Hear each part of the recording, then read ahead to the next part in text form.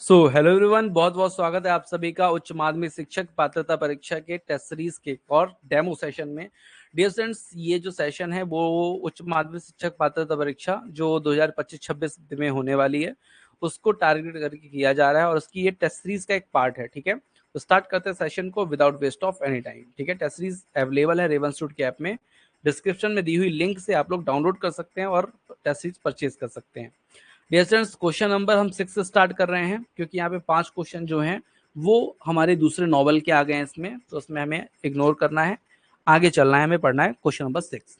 Question number 6 हमारा क्या कहता है, what was the relation between Marquis and Darnay. भैया, जो मार्किस है, मार्किस एवर्मोंट और चार्ल्स डार्ने, इनके बीच में क्या संबंध है, इसको पूछा गया है। ठीक है, तो ध्यान रखिएगा, यहाँ पे अगर मैं आप लोग को बताऊं तो इसमें जो संबंध है इनका अंकल और भतीजे का है, फादर एंड सन नहीं, uncle and nephew. C is the right answer. ठीक है, तो यहाँ पे सी जो है वो आंसर सही होगा। ठीक है, आगे चलते हैं। Who was the president of revolutionaries. जो रिवोल्यूशन हुआ था उसमें जो हेड है, इसका प्रेसिडेंट है, वो कौन है? तो बेगेंस है, मैडम डिफार्गे हैं, मॉन्सिगर डिफार्गे है, या नॉन ऑफ दीज है। मैं 7 का आप लोग को बता देता हूँ, यहाँ पे मैडम डिफार्गे जो है वही प्रेसिडेंट है इस रेवोल्यूशन की। ठीक है, who did Lucy love and want to marry to him. भैया, लूसी से कौन प्यार करता है, लूसी किससे प्यार करती थी और किससे शादी करना चाहती थी? तो ध्यान रखिएगा, यहाँ पर जो आंसर होगा 8 नंबर का वो होगा चार्ल्स डार्ने। यहाँ पे बार्ने नहीं, चार्ल्स डार्ने होगा। ठीक है, इसे डी बना दीजिएगा डियर स्टूडेंट्स, इसे डी बना लीजिएगा। ठीक है, क्या बना लेंगे इसको? D, Charles Darnay. ठीक है, तो भैया जो लूसी थी वो चार्ल्स डार्ने से शादी करना चाहती थी। ठीक है, लेकिन उसके पीछे जो है भैया स्टाइवर भी पड़ा था, लॉरी भी पड़ा था। ठीक है, ध्यान रखिएगा। आगे चलते हैं। नेक्स्ट है क्वेश्चन हमारा, by whose carriage had a child been run over and killed. ठीक है, किसके कैरिज से, किसके कह सकते हैं बग्घी से चाइल्ड जो है वो दब के मर जाता है? मार्किस के, मॉन्सियर के, लॉरी के, या नन ऑफ एवर? तो मैं आप लोग को बता देता हूं, मार्किस। ठीक है, मार्किस एवरमोंट जो है उसके घोड़ा गाड़ी से जो है कैरिज से एक बच्चा दब के क्या हो जाता है, मर जाता है। ठीक है, तो ये आपको ध्यान रखना है। आगे चलते हैं। क्वेश्चन है, where does Darcy first appear on the scene. ठीक है भैया, डार्सी यहां पर जो ये नॉवेल है वो थोड़ा सा फिर से भटक रही है।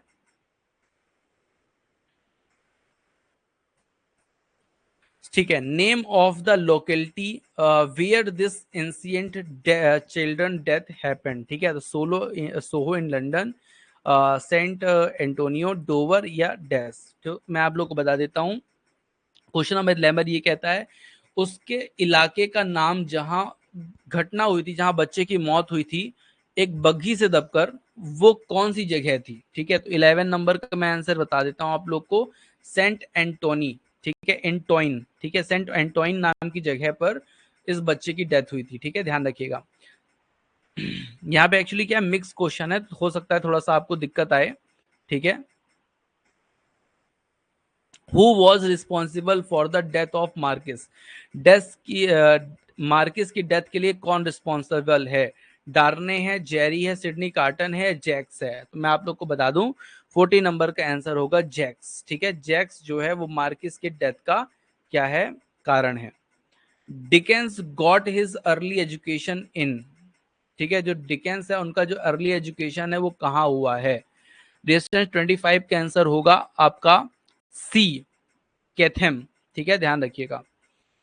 Eight the age of 18 in 1830 Dickens started his career as. तो जो डिकेंस है वो अपना कैरियर किस तरह से स्टार्ट करते हैं, तो मैं आप लोग को बता देता हूं, पार्लियामेंट्री रिपोर्टर के रूप में वो अपने कैरियर को डिस्टेंट स्टार्ट करते हैं। Life and Adventures of Nicholas Nickleby was written by. Nicholas Nickleby जो है इनकी लिखी गई एक बहुत ही अच्छी नॉवेल है।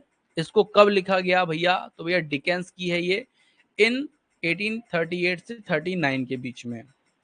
ठीक है, ग्रेट एक्सपेक्टेशन, ठीक है, ये भी इनकी है, चार्ल्स डिकेंस की है। ठीक है, याद रखिएगा। चलिए आगे चलते हैं dear students.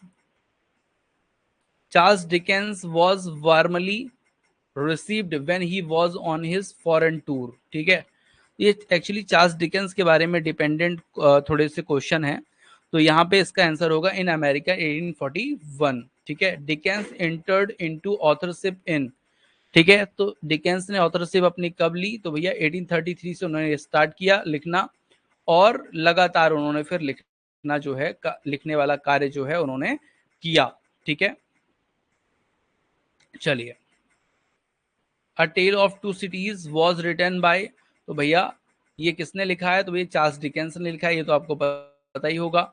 Little Dorrit and a Tale of Two Cities were published respectively in, भैया 35 नंबर जो क्वेश्चन है इसका आंसर होगा 1857 और 1859। ये दो नॉवेल हैं इनकी जो लगातार आई थी, लिटिल डॉरेट और अ टेल ऑफ टू सिटीज, और दोनों के समय यहाँ पे लिखे हुए हैं। ठीक है, चलिए, तो डियर स्टूडेंट्स यहाँ पर जो मैंने एमसीक्यूज आपको कुछ कराए हैं, ये आपके चैप्टर के हैं। जब आप टेस्ट सीरीज लेंगे तो इसमें आपको लगभग 100 के आसपास क्वेश्चंस जो हैं वो मिलेंगे, जो आपकी प्रैक्टिस को और ज़्यादा क्या करेंगे, शानदार बनाएंगे।